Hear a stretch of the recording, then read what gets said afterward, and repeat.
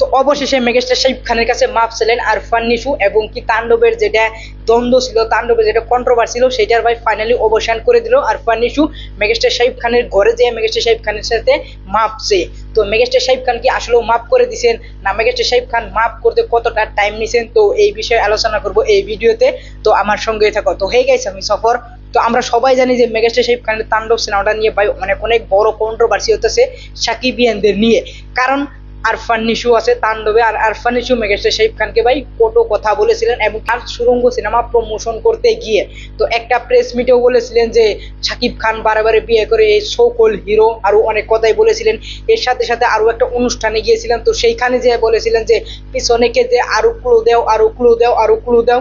তো ক্লু দিতে ভাই তাও শাকিব খানের নাম নেয় না।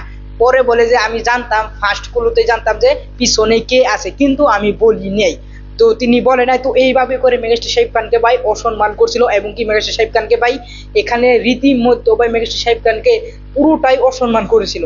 তো সেই কারণে সেইখান থেকে মেগাস্টার শাকিব খানও মনে মনে ইয়া ছিল যে আরফান নিশুকে পরে দেখে নিব, এবং কি সাকিবিয়ানরা তো তখন থেকে ধুয়ে দিছিল আরফান নিশুকে, এবং কি আরফান নিশুর কোনো সিনেমা কোনো নাটক সবকিছু বয়কট করে দিয়েছিল সাকিবিয়ানরা। কিন্তু এখন ফাইনালি তাণ্ডবে একটা ক্যামিওর গুঞ্জন উঠছিল যে আরফান নিশো তাণ্ডবে কেমিও থাকবে। তো গুঞ্জনটা সত্যি হয়ে এই আরফান নিশো তাণ্ডবে কেমিওর একটা শুট করে নিয়েছিল রাহেন রফি, কিন্তু মেগাস্টার শাকিব খান সেটা জানতো না। তো সেইটাকে নিয়েই এখন সাকিবিয়ানরা তাণ্ডবকে বয়কট করে দিছিল যে আরফান নিশুকে বের হয়ে যেতে হবে, আর নয় আরফান নিশু মাপ চাইতে হবে মেগাস্টার শাকিব খানের কাছে। তো ফাইনালি আরফান নিশু তো বের হয়ে যায় নাই, মেগাস্টার শাকিব খানের কাছে মাপ চেয়ে সমাধান করলেন। কি তাণ্ডবে কেমিও থাকবে আরফান নিশু। তো কিভাবে ক্ষমা চাইলেন মেগাস্টার শাকিব খানের সাথে? তো মেগাস্টার শাকিব খান তার নিজের বাড়িতে আসাল, এটা শোনা গেছে না এসবিএফ এর অফিসে আসাল। তো এসবিএফ এর অফিস নয়, মেগাস্টার শাকিব খান তার নিজের বাড়িতে আসাল। তো ওইখানে শাহরিয়ার শাকিল এবং কি রাহেন রাফি দুজন যে 3 ঘন্টা মেগাস্টার শাকিব খানকে বুঝাইছে। বুঝানোর পরে মেগাস্টার শাকিব খান আরফান নিশুকে আসতে বলছে। তো তারপরে নিচে থেকে আরফান নিশু গাড়ি থেকে বের হয়ে মেগাস্টার শাকিব খানের কাছে গেছেন, এমনকি অনেক ক্ষমা চাইছেন এবং কি সরি বলছেন। সরি বলার পরে একটা ফটো তুলছেন। তো এই ফটোর মধ্যেই সবাইকে আমরা দেখতে পাচ্ছি, শাহরিয়ার শাকিল এবং কি প্রোডাকশন হাউসের সব মানুষকে, এবং কি রায়হান রাফি এবং কি আরফান নিশু এবং কি মেগাস্টার শাকিব খানকেও আমরা এখানে দেখতে পারছি।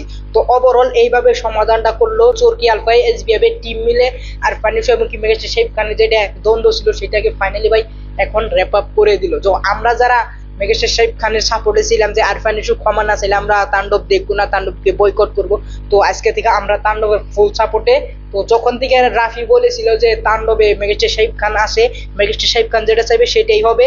মেগাস্টার শাকিব খান যদি চায় যে আরফান নিশু থাকবে তাহলে থাকবে, যদি না চায় তাহলে থাকবে না। তো সেইখান থেকেই এই স্টেটমেন্টটা শুনে আমি তাণ্ডবের পক্ষে এসে গেছিলাম। তো এখন তো ভাই ফাইনালি আমি কনফার্ম হয়ে গেলাম যে আজকে ভাই মেগাস্টার শাকিব খানের সাথে যদি ফটো আসছে তাহলে মেগাস্টার শাকিব খানের কোনো দ্বন্দ্ব নাই, আর মেগাস্টার শাকিব খান কোনো রাগ করে নেই। তো যারা রাগ না করে তারা ভাই এগিয়ে যায়, যারা পিছনে না তাকায় তারাই ভাই এগিয়ে যায়। তো এইরকম ভাবে মেগাস্টার শাকিব খান এগিয়ে যায়, আর মেগাস্টার শাকিব খান এবং কি আরফান নিশুর দ্বন্দ্ব মিটে গেছে, তাণ্ডবে কেমিও থাকতে যাচ্ছে আরফান নিশু। তো এই বিষয় নিয়ে তোমাদের কি মতামত সেটা অবশ্যই বলে যাবে।